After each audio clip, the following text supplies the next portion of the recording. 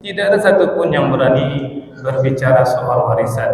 Orang tua baru meninggal, kuburannya masih basah, tiga senior beserta warisan. Padahal warisan itu harta dari jenazah pindah kepada ahli warisnya. Dan ketika berkumpul semua, maka ketika itulah saatnya kita membicarakannya. Ingat kaum mukminin yang harta warisan bukan hanya uang, apapun yang ditinggalkan oleh orang yang meninggal semuanya menjadi milik ahli warisnya. Kalau ada mobilnya, kalau ada motornya, ada bajunya, bahkan ada jamnya, ada penanya, milik bersama. Jangan ada ketika orang tua meninggal, si kakak mengatakan motor ini untuk saya, baju papa, jas papa untuk saya. Tidak dibenarkan semua seperti itu. Harus didudukan, harus ada nilainya. Berapa nilainya? Dibagi menurut apa kata Allah. سبح اسم ربك الأعلى الذي خلق فسوى Innal hamdalillah nahmaduhu wa nasta'inuhu wa nastaghfiruh wa na'udzu billahi min shururi anfusina wa min sayyiati a'malina. Man yahdihillahu fala mudilla lahu wa man yudlil fala hadiya lahu. Ashhadu an la ilaha illallah wa ashhadu anna Muhammadan abduhu wa rasuluhu la nabiyya ba'da. Allahumma salli wa sallim wa barik ala nabiyyil karim wa rasulun azim wa ala alihi wa ashabihi ajma'in. Amma ba'du, fa ya ibadallah, ittaqullaha haqqa tuqatih wa la tamutunna illa wa antum muslimun. Faqala ta'ala fi kitabil karim, a'udzu billahi minasy syaithanir rajim. Bismillahirrahmanirrahim. Ya ayyuhallazina amanu la ta'kulu amwalakum bainakum bil batil illa an takuna tijaratan an taradin minkum wa la taqtulu anfusakum innallaha kana bikum rahima. Sadaqallahul azim. Bapak-bapak kaum mukminin yang kami muliakan, alhamdulillah, bersyukur kita kepada Allah. Luar biasa nikmat yang telah Allah anugerahkan kepada kita. Izin dan rahmat Allah, kita mampu meninggalkan aktivitas kita dan hadir di masjid ini. Bermohon betul kita kepada Allah, hadirnya kita di masjid ini benar-benar tercatat di sisi Allah Subhanahu wa taala dan kita semua mendapatkan pahala terbaiknya. Kaum mukminin yang khatib muliakan, di awal khutbah khatib mengajak diri khatib dan kita semua, mari kita pastikan bahwa kita adalah orang-orang yang bertakwa. Karena kaum mukminin tidak ada gunanya kita hidup, panjang pun usia kita, besar pengaruh kita, kalau kita tinggalkan dunia ini tanpa membawa predikat takwa, gagal dan gagallah hidup kita. Maka khatib berwasiat untuk diri khatib dan kita semua, mari kita pastikan bahwa kita adalah orang-orang yang bertakwa. Kaum mukminin yang khatib muliakan, pesan takwa yang ingin khatib sampaikan dalam kesempatan khutbah yang singkat ini, khatib ambil dalam firman Allah dalam surat An-Nisa, surat yang keempat ayat 29, di mana di sini kaum mukminin Allah memanggil orang yang spesial. Tidak semua manusia yang Allah panggil. Allah khusus memanggil orang-orang yang beriman. Insya Allah panggilan ini untuk khatib dan untuk kita semua. Karena hadirnya kita di sini benar-benar karena panggilan iman. Apa kata Allah kaum mukminin? Ya ayyuhallazina amanu, wahai orang-orang yang beriman, la ta'kulu amwalakum bainakum bil batil. Janganlah kamu saling memakan harta sesamamu dengan cara yang tidak benar. Illa an takuna tijaratan, kecuali dalam perdagangan antara minkum, yang berlaku atas dasar suka sama suka di antara kamu. Wala taqtulu anfusakum, dan janganlah kamu membunuh dirimu.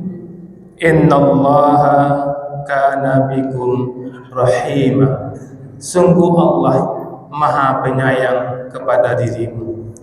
Di sini kaum mukminin kita dilarang oleh Allah Subhanahu wa taala untuk memakan harta saudara kita dengan cara yang batil. Artinya di sini kaum mukminin, kita tidak dibenarkan mengambil hak saudara kita. Maka dalam kesempatan yang sangat singkat dan terbatas ini, ada beberapa hal yang khatib perhatikan yang berlaku di tengah-tengah masyarakat. Khatib sampaikan ini, kalau kita terlibat memakan harta saudara kita dengan cara yang batil, segera kembalikan, segera pulangkan sebelum terlambat. Kalau kita selama ini sudah selamat, tidak pernah memakan harta saudara kita dengan cara yang batil, tapi ketika kita melihat ada saudara kita yang memakan harta saudaranya yang lain dengan cara yang batil, tolong selamatkan. Ingatkan firman Allah dalam surat An-Nisa ayat 29. Yang pertama, kaum mukminin yang kita lihat di tengah-tengah masyarakat, enggannya untuk membayar hutang. Jadi kalau ada kaum mukminin yang berhutang, punya kemampuan untuk membayar, kemudian mengulur-ulur waktu untuk tidak membayar sampai meninggal dunia, maka saat itu kaum mukminin telah memakan harta saudara dengan cara yang batil. Ini harus menjadi perhatian serius bagi kita. Jangan kita menganggap ini dosa kecil, ini dosa besar. Buktinya dosa besar ketika ada jenazah yang mau diselenggarakan. Yang pertama dikatakan oleh Rasulullah, apakah jenazah ini punya hutang? Kalau dia punya hutang, segera lunasi hutangnya, baru diselenggarakan jenazah. Begitu posisi hutang dalam Islam. Maka dalam kesempatan ini benar-benar khatib mengajak diri khatib dan kita semua yang hadir, pastikan dengan siapa kita berhutang, segera kita lunasi. Kemudian yang kedua, memakan harta yang khatib lihat di tengah-tengah masyarakat adalah memakan harta warisan. Ini penting menjadi perhatian bagi kita. Kalau memakan harta warisan, kita memakan harta adik kita, memakan harta kemenakan kita, memakan harta kakak kita. Ini masalah serius yang harus menjadi perhatian besar bagi kita. Karena banyak orang yang lalai soal ini, kaum mukminin. Dalam Islam, membicarakan warisan ini bukanlah masalah yang tabu. Ketika masih hidup dua orang tua, orang malas membicarakan warisan. Orang tua masih hidup, masalah warisan sena di baju. Padahal masalah warisan, Masya Allah, hak Allah yang harus kita tunaikan. Meninggal orang tua, seharusnya warisan ini yang dibicarakan. Ketika orang tua meninggal, anak-anak yang dari rantau berdatangan semuanya, berkumpul semuanya. Tidak ada satupun yang berani berbicara soal warisan. Orang tua baru meninggal, kuburannya masih basah, tega senior beserta warisan. Padahal warisan itu harta dari jenazah pindah kepada ahli warisnya. Dan ketika berkumpul semua, maka ketika itulah saatnya kita membicarakannya. Ingat kaum mukminin yang harta warisan bukan hanya uang, apapun yang ditinggalkan oleh orang yang meninggal semuanya menjadi milik ahli warisnya. Kalau ada mobilnya, kalau ada motornya, ada bajunya, bahkan ada jamnya, ada penanya, milik bersama. Jangan ada ketika orang tua meninggal, si kakak mengatakan motor ini untuk saya, baju papa, jas papa untuk saya. Tidak dibenarkan semua seperti itu. Harus didudukan, harus ada nilainya. Berapa nilainya? Dibagi menurut apa kata Allah, bukan suka sama suka. Karena jelas di sini Allah gambarkan. Kaum mukminin nanti di rumah lihatlah surat An-Nisa ayat 29. Perlu Allah mengatakan di sini, apa kata Allah di sini kaum mukminin? Illa an takuna tijaratan antara dan minkum. Jangan ambil harta saudaramu dengan batil kecuali berdagangan. Kalau perdagangan antara dan minkum yang berlaku suka sama suka di antara kamu, yang suka sama suka, rela dan rela itu hanya berlaku dalam perdagangan.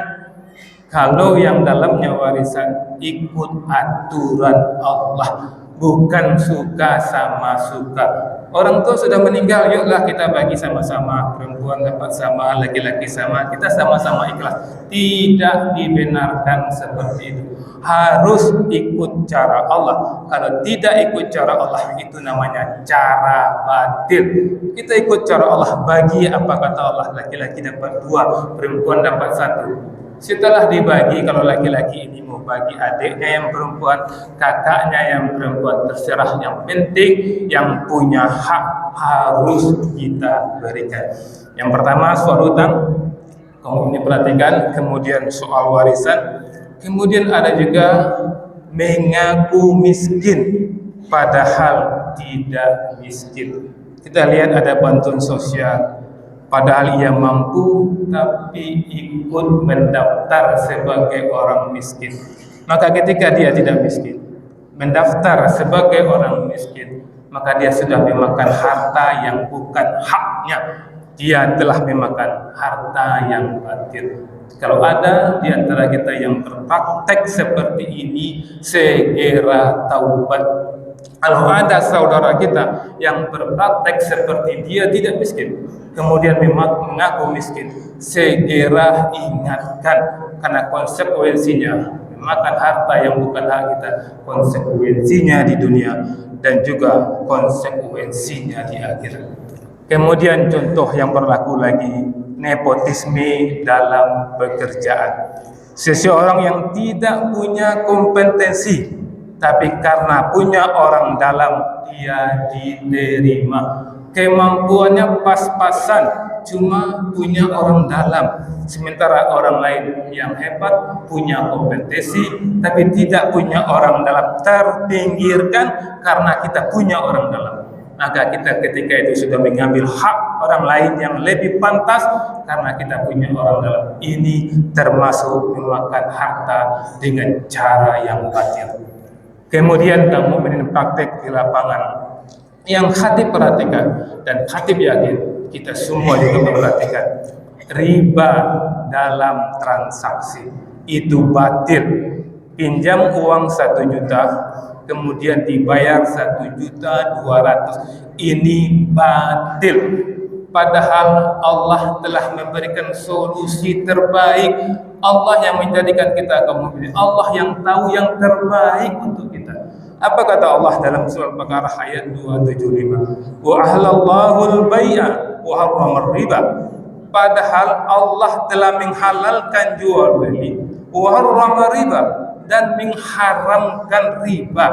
Tadi An-Nisa 29. Allah membolehkan jual beli dalam dasar suka sama suka halal. Tapi kalau riba, walaupun suka sama suka itu haram. Kita pinjam uang saudara kita 1 juta, kita kembalikan 1.200.000, kan selisihnya 200.000. Suka sama suka itu haram. Sementara jual beli modal kita 1 juta, kita jual 1.500.000. 1 juta modal, kita jual 1.500.000 dan 500.000 keuntungan. Ini halal, ini berkah, karena jual beli dasarnya suka sama suka. Coba lihat mana yang lebih menguntungkan. 1 juta untungnya 200.000 haram kalau itu riba. Tapi jual beli modal 1 juta, kita jual 1.500.000, 500.000 keuntungan Allah halalkan untuk kita, tidak kita mau ambil. Coba kamu mukminin renungkan hebatnya Allah, kuasanya Allah. Seandainya Allah menghalalkan riba, maka putaran ekonomi tidak akan berjalan. Maka orang kan mudah saja, ada uangnya dia pinjamkan. Hanya transaksi satu orang dengan orang, per orang saja kalau yang riba dihalalkan. Tapi karena riba diharamkan, maka orang tanda kutip terpaksa berjualan. Ketika berjualan banyak pihak yang dilibatkan. Ketika kita jual kayu di toko, contoh Khatib punya toko bangunan, jual kayu di toko bangunan, untuk menjual sebatang kayu, proses hadirnya kayu itu di toko Khatib melibatkan banyak orang yang memotong pohon di hutan, yang membawa perjalanannya ke gudang, mengatamnya, memotongnya sampai ke toko Khatib. Itu banyak orang terlibat, berputarannya ekonomi. Maka aturan Allah ini luar biasa. Banyak contoh-contoh di tengah masyarakat, waktu yang membatasi kita. Intinya, kalau kita benar-benar beriman, jangan pernah makan harta saudara kita dengan cara yang batil. Faktabiru ya ulil absar la'allakum turhamun.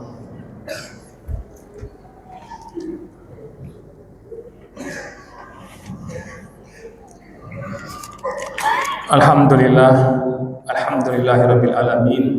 Asyhadu an la ilaha illallah wa asyhadu anna Muhammadan abduhu wa rasuluhu la nabiyya ba'da.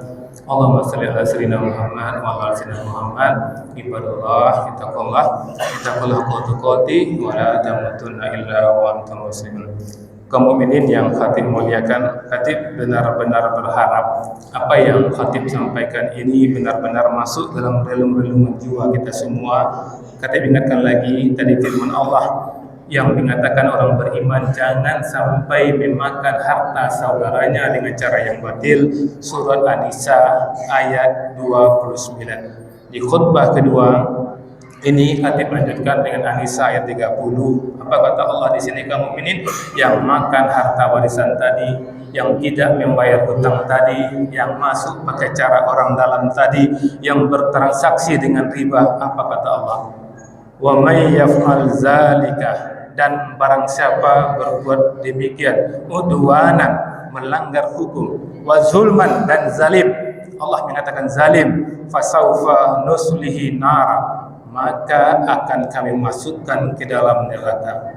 Ini Allah mengatakan kaum mukminin, jangan kita setelah mendengar ini masih juga berani memakan harta yang batil. Allah mengatakan Allah masukkan orang-orang memakan yang batil itu ke dalam neraka. Oh, dia sholat, dia taat, dia baca Quran, cuman memang iya dia makan harta waris. Iya, dia akan dimasukkan ke dalam neraka.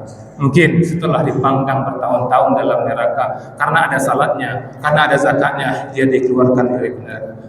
Tapi jangan pula kita berpikir oleh masuk surga jo akhirnya. Jangan pernah berkata seperti itu, karena api sedikit saja tidak sanggup kita. Dan juga jangan ada di antara kita, tidak mungkin Rasulnya Allah memasuk ambukan naraku, ambukan sholat, ambukan haji. Memang yo ambu makan harta warisan, karena ambu haji mudah-mudahan dengan seluruh itu Allah selamatkan. Tidak bisa. Urusan kita dengan manusia kita selesaikan dengan manusia di dunia. Maka penting Allah mengatakan di sini, wa kana zalika 'alallahi yasir. Yang demikian itu memasukkan kita ke dalam neraka mudah bagi Allah. Untuk itu pastikan kita tidak memakan harta yang batil. Innallaha wa malaikatahu yusholluna 'alan nabi ya ayyuhallazina amanu shallu 'alaihi wa sallimu taslima. Allahumma shalli ala sayyidina Muhammad kama shallaita ala sayyidina Ibrahim wa ala Ibrahim fil alamin innaka Hamidum Majid.